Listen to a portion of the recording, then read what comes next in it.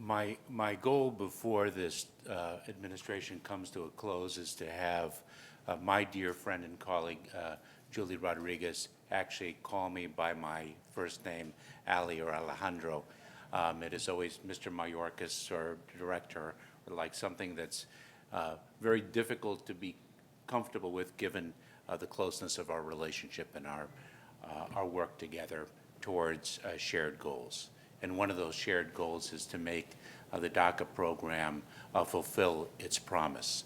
It was just about 2 years ago that my colleagues and I, some of whom I see here today, were working to build the DACA program for the youth who arrived here before June of 2007 and who qualified for a program because of the President's recognition that the youth, these eligible young people are American for all intents and purposes other than the country in which they or you were born.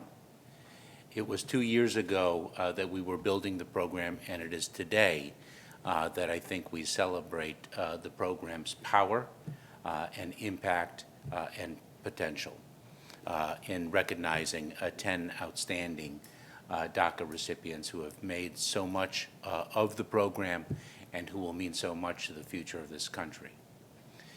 It was a week ago today that Mariela Melero and I were in Fresno, California, in the Central Valley, addressing, I think, some of the potential that remains to be fulfilled. And that is in reaching the youth who are eligible for the program, but who may not be aware of what it takes to access it, or may not, most unfortunately, have the means to access it, either financially or because of the lack of legal or other resources to understand what the program is and what it could mean for them.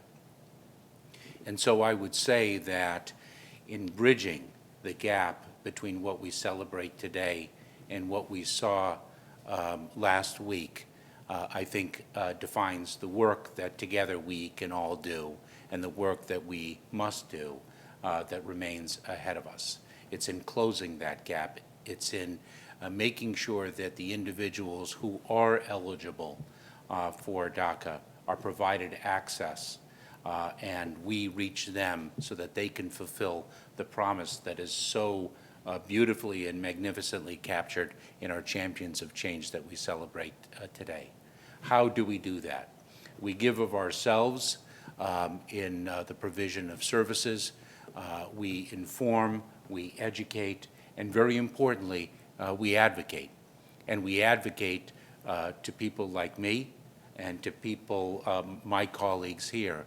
One of the Champions of Change whom we are celebrating today is Kamal Ezahab.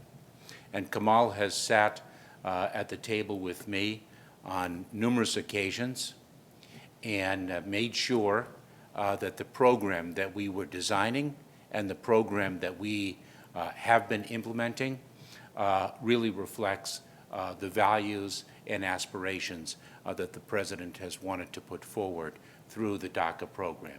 And so I would encourage you, now that all of you are empowered to do so, to really stretch out your arms and to pound the tables with your fists and make sure that the DACA program is everything that it can be.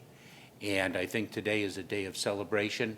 It is also an opportunity to spring into tomorrow with renewed enthusiasm and renewed vigor to reach the youth who could next year, we could be celebrating them as champions of change because we've succeeded in reaching them regardless of how disenfranchised or disconnected they might be today. And so congratulations and thank you for everything that you are doing.